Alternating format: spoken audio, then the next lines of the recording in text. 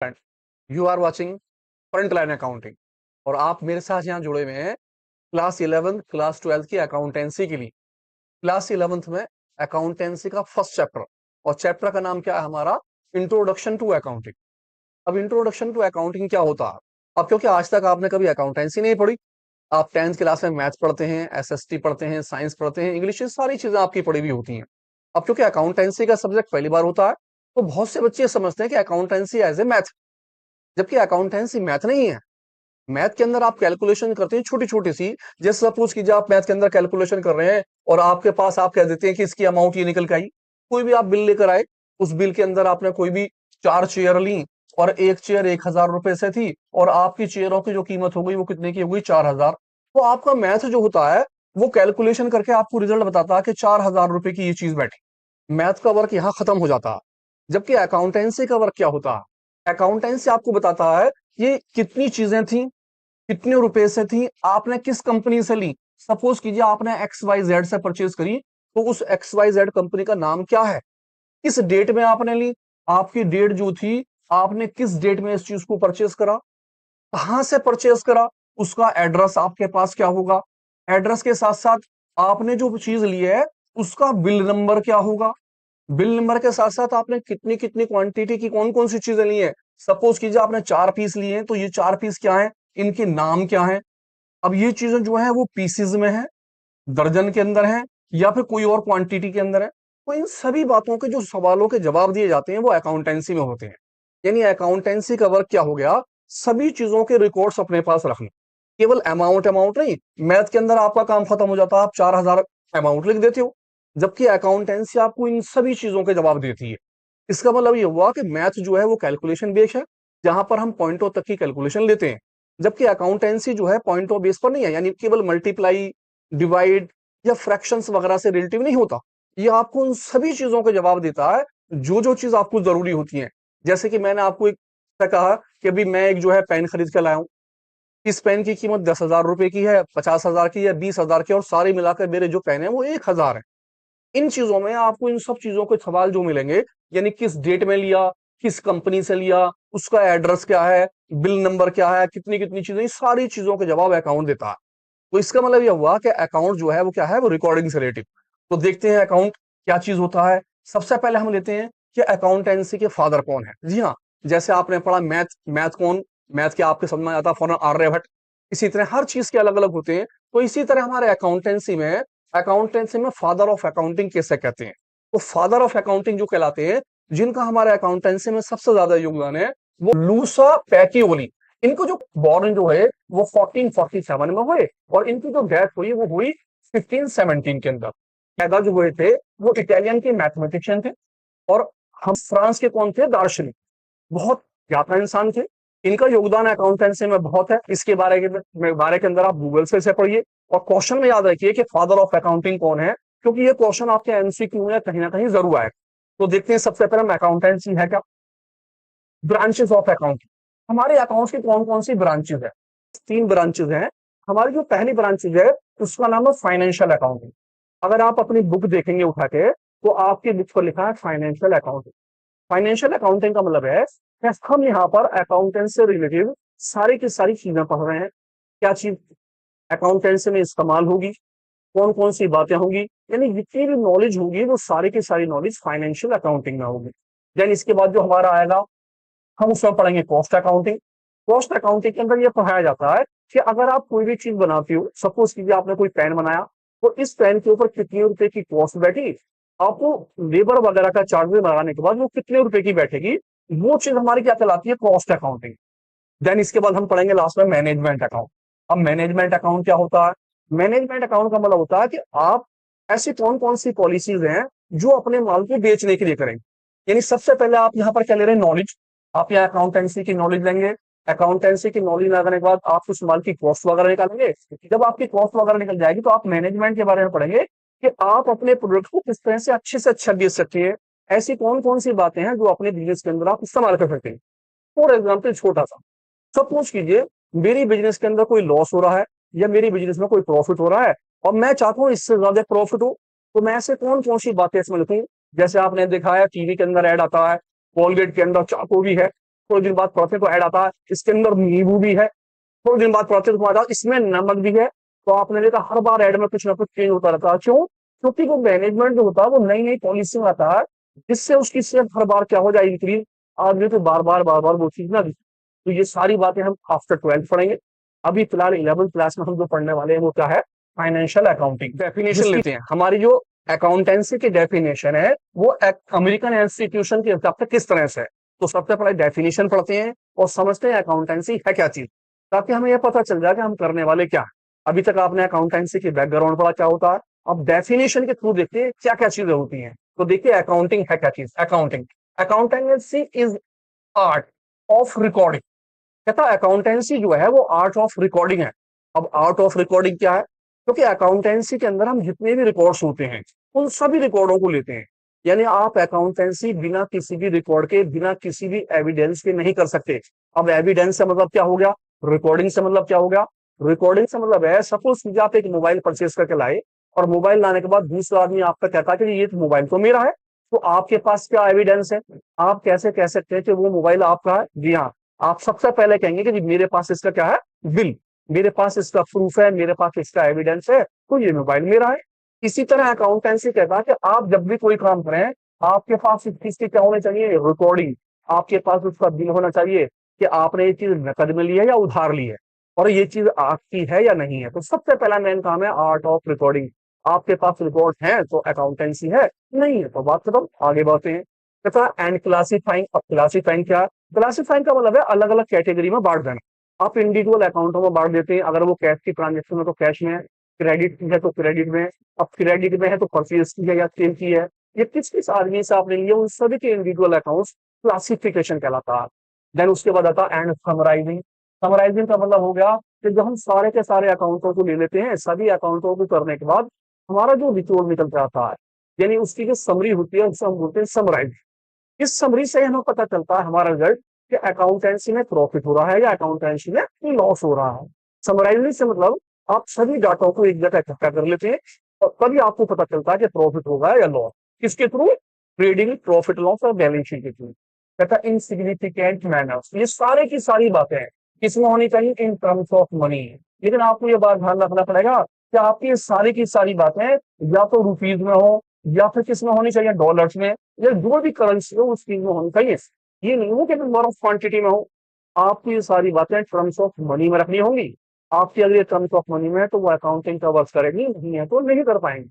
यानी इसके बाद पढ़ते हैं a part at least of the financial characters. और ये सारी की सारी बातें, ये सारे पार्ट जो है क्या होने चाहिए, फाइनेंशियल करेक्टर से रिलेटिव। और फाइनेंशियल करेक्टर से मतलब होता है बिजनेस से रिलेटिव। जी हाँ, बिजनेस, यानी अगर वो ट्रांजेक्शन आपके बिजनेस से रिलेटिव है तो आप उस ट्रांजेक्शन को लेंगे, अगर वो ट्रांजेक्शन बिजनेस से रिलेटिव नहीं है तो आप उसे छोड़ देंगे। तो कैसे पता चलेगा? फॉर एग्जाम्पल, सपोज कीजिए मेरी एक शॉप है, मैं अपनी शॉप नीचे करता हूँ और मेरा मकान ऊपर है, बिजली आती है, बिजली का बिल मेरा दुकान का भी आता है और बिजली का बिल मेरे घर का जाता है। मेरे घर का जो बिल है, मेरा जो हाउस का बिल था वो 800 रुपए का आ गया, और मेरी जो शॉप थी उसका बिल कितने का आ गया, 600 रुपए का। अब क्योंकि मैं बुक्स ऑफ अकाउंट्स बना रहा हूँ किस चीज के, अपनी शॉप के, तो मैं बिल कौन सा लूंगा, घर का लूंगा या अपनी शॉप का बिल लूंगा? तो इन दोनों में से जो बिल मुझे अपने बुक्स ऑफ अकाउंट्स में रखना है वो फाइनेंशियल करेक्टर का। तो फाइनेंशियल करेक्टर की ट्रांजेक्शन कौन सी हो गई, शॉप की, क्योंकि मुझे सारे डाटा किसकी चीज के चाहिए, शॉप के। सारे शॉप के बिल, सारे शॉप के एक्सपेंसेस, सारी शॉप की इनकम, तभी तो मैं पता कर पाऊंगा कि प्रॉफिट हुआ या लॉस। तो कहते हैं अकाउंटेंसी में जितनी भी चीजें होंगी वो किसकी होनी चाहिए, फाइनेंशियल करेक्टर। और इन सभी के कुछ ना कुछ क्या निकलने चाहिए, रिजल्ट। आपने सारी बातें कर ली, आपके पास बिल है, आपने बिल के थ्रू देखना कितनी परचेज हुई, कितनी सेल हुई, आपने समराइजिंग कर लिया, आपने रुपए पैसे में लेन देन कर लिया, फाइनेंशियल करेक्टर की सारी सारी चीजें लेंगी, लेकिन इनके कुछ ना कुछ क्या निकलने चाहिए, रिजल्ट। अब वो रिजल्ट क्या होते हैं, या तो होना चाहिए क्या चीज, प्रॉफिट उसके अंदर, या फिर आपको क्या होना चाहिए, लॉस। अगर आपका कोई काम प्रॉफिट या लॉस के लिए नहीं होता तो आप इसे इकोनॉमिक एक्टिविटी नहीं कह सकते। इकोनॉमिक एक्टिविटी का मतलब वो काम जो आपने पैसे कमाने के पर्पज से करा है और उसमें आपको प्रॉफिट हो रहा है या लॉस। और ऐसे काम जो हम ना तो प्रॉफिट के लिए करते हैं ना हम लॉस के लिए करते हैं, उन्हें हम क्या बोलते हैं, नॉन इकोनॉमिक एक्टिविटी। तो ये चीज किस में होनी चाहिए, उनके कुछ ना कुछ रिजल्ट निकलने चाहिए। तो बढ़ते हैं आगे क्वेश्चन पे। उम्मीद करता हूँ डेफिनेशन समझ में आ गई होगी। इसी डेफिनेशन के बेस पर हमारा अगला टॉपिक क्या है? हमारा अगला टॉपिक इस बार है अकाउंटिंग साइकिल। अब ये अकाउंटिंग साइकिल क्या है? अकाउंटिंग साइकिल से मतलब होता है अकाउंटिंग प्रोसेस। आप अकाउंटिंग में वो कौन कौन सी बातें हैं जो करते हैं। तो सबसे मेन काम आपका है अकाउंटिंग प्रोसेस का। सबसे पहले हमारा काम होता है फाइनेंशियल ट्रांजेक्शन करना। अब ये फाइनेंशियल ट्रांजेक्शन क्या है?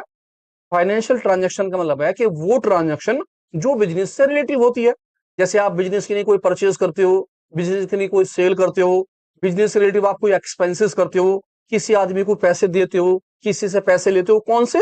जो केवल आपके बिजनेस से रिलेटिव हो, जिस चीज का आपका कारोबार है, हम उन चीज को बोलते हैं फाइनेंशियल ट्रांजेक्शन। अब जब आप सारे ट्रांजेक्शन कर रहे हो तो सबसे पहले आपका मेन काम होता है इनके रिकॉर्ड्स बनाना। अब रिकॉर्ड्स का मतलब है कि आपके पास उन सबके बिल होने चाहिए, सभी के एविडेंस होने चाहिए। जब आपके पास सारे एविडेंस होते हैं, सारे बिल होते हैं, तो आप उन चीजों को कर सकते हो। अब ये एविडेंस, ये रिकॉर्ड जो होते हैं वो किस किस चीजों में होते हैं, देखिए साहब। सपोज कीजिए आपके पास सबसे पहले कैश का रिकॉर्ड है, तो आप उस चीज को कैश बुक में लिखते हो। जी हाँ, यहाँ पर हम अलग अलग बुकों में काम करते हैं। अगर कोई कैश का काम होता है तो सारे के सारे कैश के रिकॉर्ड कैश बुक में लिखे जाते हैं। हमारी पहली बुक जो होती है उसका नाम क्या होता है? Cash book. आप जितने भी कैश के रिकॉर्ड्स होते हैं वो कैश बुक में लिखते हैं। कैश आ रहा है, कैश जा रहा है, या किसी भी पर्पज से आप कैश ले रहे हो या कैश दे रहे होते हो। देन उसके बाद सेकंड हमारी जो बुक होती है उसका नाम होता है परचेज बुक। जितनी भी उधार की ट्रांजेक्शन होती हैं, जो भी हम उधार की कोई भी परचेज करते हैं, अगर हम एक आदमी से करते हैं तो एक आदमी में, दो है तो दो, तीन है तो तीन, सभी की प्रॉपर रिकॉर्ड रखे जाते हैं। आप सभी के उधार के डाटा जितने भी परचेज के होते हैं, परचेज से मतलब है आपका जो कारोबार है उससे जितनी भी आप परचेज करते हो सारी चीजें परचेज बुक में लिखते हैं। देन इसके बाद आता नंबर 3, तीसरी बुक। जो तीसरी बुक होती है वो वाली सेल बुक। सेल बुक के अंदर जितना भी आप माल बेच रहे होते हो उन सभी के सेल्स के डाटा, उधार वाले, उधार के सेल के डाटा। अगर आप परचेज कर रहे हो तो परचेज बुक में, अगर आप सेल कर रहे हो तो सेल बुक में, अगर आप कोई काम नकद में कर रहे हो तो कैश बुक के अंदर। कैश बुक में कैश और बैंक दोनों के कॉलम आते हैं, जिसे हम डबल कॉलम की कैश बुक बोलते हैं। इसका मतलब ये हुआ कि हम अपने कारोबार में जो भी काम कर रहे होते हैं उनके लिए एक अलग अलग सेपरेट बुक रखते हैं। कैश के लिए कैश की बुक, परचेज के लिए परचेज की बुक, सेल के लिए सेल की बुक। तो जितनी भी बुक हम ये पढ़ रहे हैं इन सभी बुकों पर एक एक चैप्टर है आपका। आने वाले टाइम में जब आप आगे पढ़ेंगे चैप्टरों में, तो परचेज बुक का अलग चैप्टर होगा, कैश बुक का अलग चैप्टर होगा। सभी बुकों के बारे में आपको सिखाया जाएगा किस तरह से आप इनमें एंट्रियां करोगे। तो फिलहाल लेते हैं पहली बुक का नाम कैश बुक, दूसरी बुक का नाम परचेज बुक, तीसरी बुक जो है उसका नाम क्या है? सेल बुक, और चौथी जो बुक जो है हमारी वो क्या नाम है? Purchase return. जी हाँ, अगर कोई आपने माल खरीदा था और वो माल गलती से वापसी चला जाता है, फॉर एग्जाम्पल आपने कोई माल परचेज करा, वो कोई डिफेक्टेड आ गया, एक्स्ट्रा माल आ गया, कोई और बात आ गई, तो आप माल को क्या करोगे? वापसी कर दोगे। तो जो माल आपने वापसी करा होगा आप उसे लिखेंगे परचेज रिटर्न बुक के अंदर। ये आपकी 4 बुक हो जाती है। देन इसी तरह से जब आप कोई सेल करते हो तो हो सकता है आपने किसी आदमी को माल बेचा, गलती से वो माल खराब चला गया या फिर अलग क्वांटिटी का चला गया, कोई और बात हो गई, तो आपका जो सेल का माल था वो वापसी आपके पास लौट कर आ जाता है। तो हम इस माल को लिखते हैं सेल्स रिटर्न बुक के अंदर। ये हमारी 5th बुक होती है जिसका नाम होता है सेल रिटर्न। जिस तरह परचेज की बुक, परचेज का माल वापसी गया, परचेज रिटर्न, इसी तरह सेल, सेल का माल गया, सेल्स रिटर्न बुक में। और सबसे लास्ट में हमारी कौन सी होती है? वो जर्नल प्रॉपर। जर्नल प्रॉपर में हम उन सब उधार की चीजों को लिखते हैं, जैसे आपने कोई एक्सपेंसेस करा उधार में, आपने कोई एसेट्स वगैरह परचेज की, यानी वो चीजें जो रह गई होती हैं, जो सारी चीजें बचती हैं, आप उसे जर्नल प्रॉपर में लिखते हो। इसके अलावा हमारी 2 बुकें और होती हैं जो इस बार के सिलेबस में आपके में नहीं है, जिसका नाम होता है हमारा ट्रेड रिसीवेबल बुक, और एक होता है trade payable book. Trade receivable, trade payable book जो होती है वो कंडीशन पर होती है। अगर आप किसी से कोई माल परचेज करते हो या किसी को कोई माल बेचते हो और एक कंडीशन पे तय करते हो कि अभी आपका माल 1 महीने के बाद आएगा पैसा, या आपके माल का पैसा 2 महीने के बाद आएगा, तो वो टर्म्स ऑफ कंडीशन उस बुक में लिखी होती है, जिसे हम बिल ऑफ एक्सचेंज के नाम से लेते हैं। तो क्योंकि बिल ऑफ एक्सचेंज का चैप्टर हमारे पास से हट गया है, तो वो दोनों बुकें इसमें से हट गई हैं। फिलहाल आपके लिए जो बुक्स हैं वो कौन कौन सी है? Cash book, purchase book, purchase return, sale book, sales return, और सबसे लास्ट में जर्नल प्रॉपर। जब आप सारे के सारे अपने रिकॉर्ड्स इन बुकों में लिख लेते हो, जो आपकी 1 से लेकर 5 तक की बुकें थी, तो इसके बाद आप जो काम करते हो वो करते हो किस चीज का? क्लासिफिकेशन का। क्लासिफिकेशन का मतलब होता है कि जब आप सारे के सारे काम लिख लेते हो तो सभी के अलग अलग इंडिविजुअल अकाउंट्स बनाते हो। इंडिविजुअल अकाउंट्स को हम कहते हैं लेजर अकाउंट। यानी सपोज कीजिए मैंने परचेज 5 आदमियों से करी, तो मैं पांचों के अलग अलग अकाउंट्स बनाता हूँ। ए का अकाउंट्स अलग, बी अकाउंट्स का अलग, सी का अलग, डी का अलग, सबका अलग, यानी सभी अमाउंटों के आदमियों के अलग अलग अकाउंट्स बनाए जाते हैं और उनकी सारी डिटेल उसमें दिखाई जाती है। जिसे हम क्या बोलते हैं, लेजर। हम सारी लेजर की पोस्टिंग इसमें करते हैं। जब आपके क्या हो जाता है, क्लासिफिकेशन हो जाता है, तो आप इसके थ्रू क्या कर देते हो, समराइजिंग। समराइजिंग का मतलब जैसा अभी हमने देखा कि समराइजिंग का मतलब होता है एक चैप्टर समरी बनाना।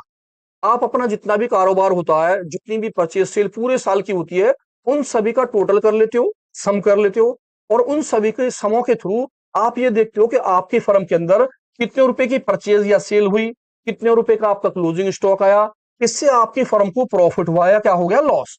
आप देखते हो समराइजिंग के थ्रू जो सारे डाटा आते हैं, उसमें कितने रुपए का प्रॉफिट या लॉस निकल कर आता है। और आपके पास पूरे के पूरे साल में जो चीज बचती है, उससे हम बोलते हैं बैलेंस शीट।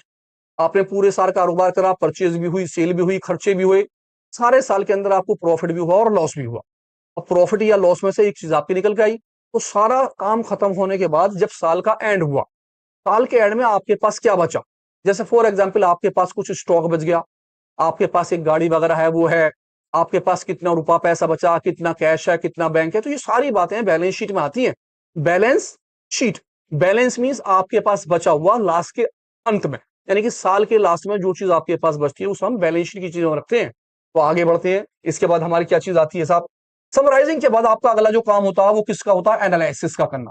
यानी कि जब आपका प्रॉफिट या लॉस निकल कर आ जाता है, तो आप प्रॉफिट या लॉस के अंदर क्या देखते हो कि मेरा कारोबार अगर अच्छा चल रहा है तो मैं बिजनेस को आगे लेके चलूं, और अगर मेरा कारोबार क्या हो जाता है, हल्का है, तो मैं बिजनेस को चेंज करूं या इसे बंद कर दूं।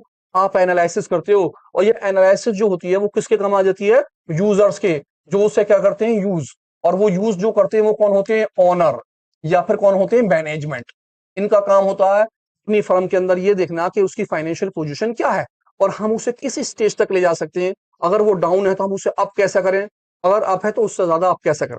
तो ये सारी की सारी चीजें जो है क्या कहलाती हैं, अकाउंटिंग प्रोसेस, जिसके बारे में हम अलग अलग इंडिविजुअल पढ़ रहे हैं कि अलग अलग क्या होती हैं। और ये चीज के ऑब्जेक्ट, अकाउंटेंसी के कौन कौन से ऑब्जेक्ट है, हम जो अकाउंटिंग करते हैं उस अकाउंटिंग का मेन ऑब्जेक्ट क्या है। आपने सारे बुक्स ऑफ अकाउंट बनाए, सारे रिकॉर्ड्स अपने पास रखे, आपका मेन ऑब्जेक्ट क्या है। तो हमारा जो सबसे पहला मेन ऑब्जेक्ट होता है वो होता है मेंटेन करना अकाउंटिंग रिकॉर्ड्स। यानी कि आपके पास सारे के सारे रिकॉर्ड प्रॉपर तरीके से होने चाहिए। आप चाहते हैं अकाउंटिंग जब आप कर रहे हो तो आपके पास सारा का सारा बिल हो, चाहे वो परचेज के हैं तो परचेज के बिल, सेल के हैं तो सेल के बिल, और सारी बातें डे टू डे होनी चाहिए। सारे ग्रुपों की सभी चीजें आपके पास अवेलेबल होनी चाहिए। तो सबसे पहला मेन क्या होता है, मेंटेन करना अकाउंटिंग रिकॉर्ड। यानी कि जितनी भी ट्रांजेक्शन आप ड्यूरिंग द ईयर कर रहे होते हैं एक साल के अंदर, उन सभी ट्रांजेक्शनों के आपके पास क्या होने चाहिए, बिल्स। सारे के सारे आपके पास रिकॉर्ड कोडों को जो क्या करते हैं, क्लासीफाई करते हैं, इन सभी ट्रांजेक्शन को सिस्टमेटिक मैनर्स में रखते हैं। यानी कि एक तरीके से उन चीजों को लगाया जाता है day to day chronological order में। तो सबसे पहला मेन ऑब्जेक्ट क्या हो जाता है हमारा, वो मेंटेन करना होता है रिकॉर्ड्स को। आपके पास सारे रिकॉर्ड्स प्रॉपर तरीके से होने चाहिए। देन सेकंड रिकॉर्ड, हमारा जो सेकंड होता है वो क्या है साहब, डिटरमाइन करना प्रॉफिट लॉस। आपका मेन ऑब्जेक्ट होता है, आप चाहते हैं कि आपकी फर्म में कितने का प्रॉफिट हुआ और कितने का लॉस। भाई कोई भी आदमी है, अगर वो अपना बुक्स ऑफ अकाउंट बनाएगा, तो बुक ऑफ अकाउंट्स के थ्रू वो क्या चाहेगा कि उसे कितने रुपए का प्रॉफिट हो रहा है और कितने का लॉस। जब आपके पास सारे प्रॉपर रिकॉर्ड्स होंगे, आपको पता होगी कि मैंने एक साल के अंदर जो अपनी परचेज करी वो 1 लाख रुपए की करी, और इसी ड्यूरिंग द ईयर मैंने जो अपनी सेल करी वो 1,50,000 की सेल कर ली। वो इसके अंदर मुझे कितने रुपए का क्या हुआ, प्रॉफिट हुआ या लॉस हुआ, तो मुझे 50,000 रुपए का इसके अंदर क्या हो जाता है, प्रॉफिट। क्योंकि मैंने परचेज करी थी 1 लाख की, सेल कितने की हुई, 1.5 लाख की, तो मुझे लॉस या प्रॉफिट कितने का हुआ, 50,000 का। तो जब आपके पास सारे बुक्स ऑफ अकाउंट होंगे, सारे रिकॉर्ड्स होंगे, तो आप उसके थ्रू आसानी से बता सकते हो कि मुझे कितने का प्रॉफिट है या लॉस। तो आपका मेन ऑब्जेक्ट सेकंड वाला जो आता है वो क्या आता है, प्रॉफिट लॉस डिटरमाइन करना। देन उसके बाद आता है आपकी फाइनेंशियल पोजीशन। अब आपके पास अगर प्रॉफिट हो जाता है सपोज कीजिए, तो आपकी फाइनेंशियल पोजीशन क्या है, स्ट्रॉन्ग। अगर भगवान ना करे आपका लॉस हो जाता है तो आपकी फाइनेंशियल पोजीशन क्या हो जाती है, डाउन हो जाती है। ये सारे की सारी फाइनेंशियल पोजीशन हमें पता चलती है किसके थ्रू, अपनी बैलेंस शीट के थ्रू। बैलेंस शीट का मतलब होता है कि साल के लास्ट में मुझे कितने का प्रॉफिट और कितने का लॉस हुआ, मेरे पास क्या क्या प्रॉपर्टी बची, मेरे पास कितने कितने रुपए के पैसे आने हैं और कितने कितने रुपए पैसे मुझे किसी को पे करने हैं। इसमें दो बातें आती हैं। एक तो चीज होती है बैलेंस शीट में एसेट्स। एसेट्स से मतलब होता है कि वो सारी बातें जो आपकी अपनी हैं, जो आपके पास है। जैसे सपोज कीजिए सारे साल में आपके पास कितने रुपए का कैश है, कितने रुपए का आपके पास बैंक है, कितने रुपए का आपके पास माल बचा हुआ है जिसे हम क्या बोलते हैं, स्टॉक, और कितने रुपए की आपके पास क्या है प्रॉपर्टी, यानी कि कितने रुपए की आपके पास एसेट्स है, चाहे वो बिल्डिंग हो, आप अगर कोई बिल्डिंग खरीद रहे हैं, या आपके पास कोई कार हो, या कोई आपने इन्वेस्टमेंट कर रखा हो, तो साल के लास्ट में आपके पास क्या है, ये चीज एसेट्स कहलाती है। एक होती है लाइबिलिटी। लाइबिलिटी से मतलब होता है कि ऐसी कौन कौन सी चीजें हैं जो आपको किसी को पे करनी होती हैं। पे करने से मतलब है, सपोज कीजिए आपने कोई फर्म में लोन ले रखा है, तो कितने रुपए का लोन पे करना, ये आपकी लाइबिलिटी कहलाती है।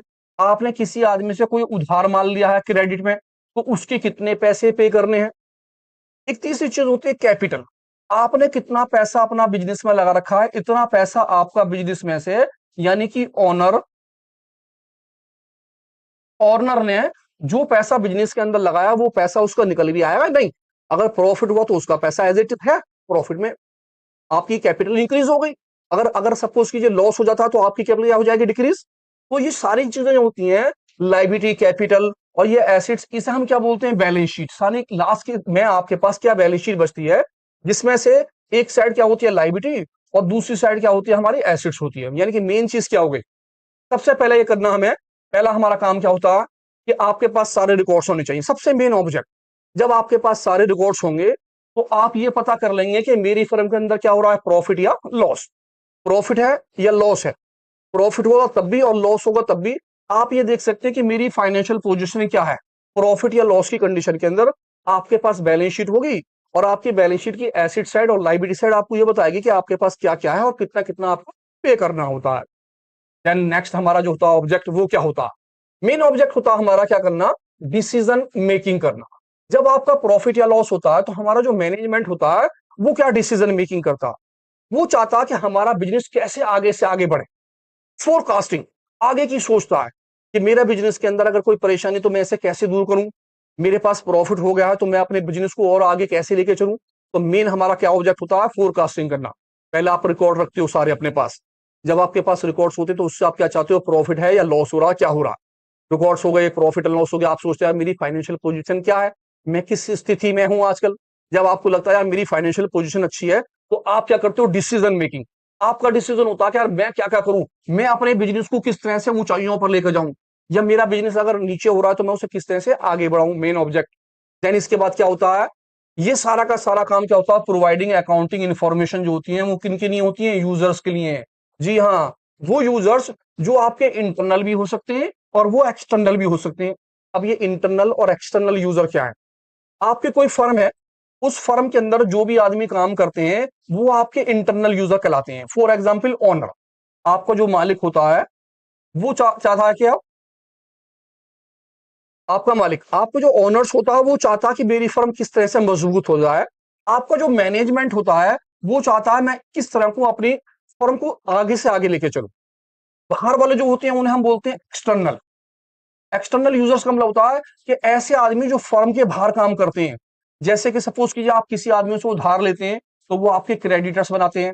आप किसी आदमी से लोन लेते हैं, तो फर्म के बाहर का आदमी होता है, वो देखता है आपकी कंपनी अगर अच्छी है, आपका डिसीजन मेकिंग अच्छा है, तो वो आपको लोन प्रोवाइड करे, आपको उधार के पैसे दे।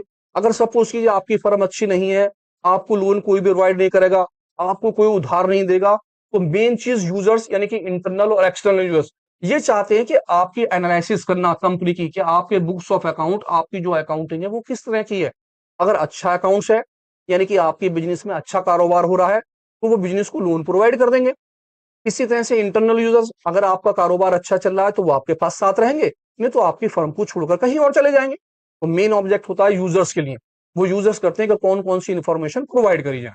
नेक्स्ट हमारा जो आखिरी ऑब्जेक्ट है, वो क्या है, प्रोटेक्शन करना किस चीज का, बिजनेस एसेट्स का। जी हाँ, अगर आपका सारा का सारा कारोबार अच्छा चल रहा है, तो आपका मेन ऑब्जेक्ट होता है अपनी एसेट्स को प्रोटेक्ट करना।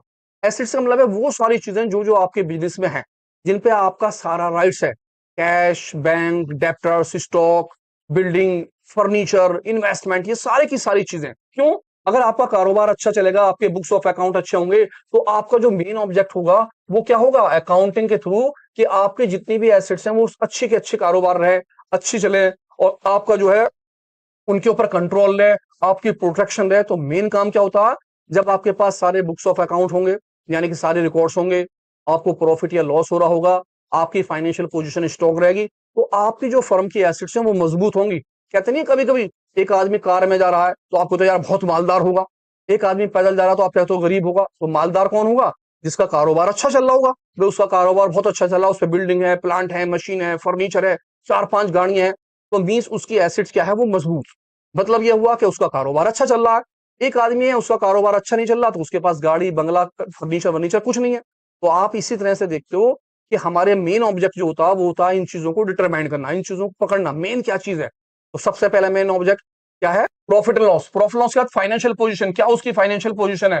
देन उसके बाद आप देखते हो उसका डिसीजन मेकिंग क्या है, अकाउंटिंग के यूजर्स कौन कौन से हैं, और सबसे लास्ट में ये सारी की सारी बातें जो काम आती हैं वो किस चीज के लिए? बिजनेस की एसेट्स के लिए। किस तरह से हम अपनी एसेट्स को प्रोटेक्ट कर सकते हैं। तो उम्मीद करता हूं आपको पसंद आया होगा। ध्यान से पॉइंटों को पढ़ते रहिए, छोटी छोटी लैंग्वेज में लिखा है। अपनी मेरे लेक्चर के साथ साथ अपनी किताबों का हेडिंग पढ़ते रहिए। मिलते हैं एक नई वीडियो के साथ, जुड़े रहिए फ्रंट लाइन अकाउंटिंग पर।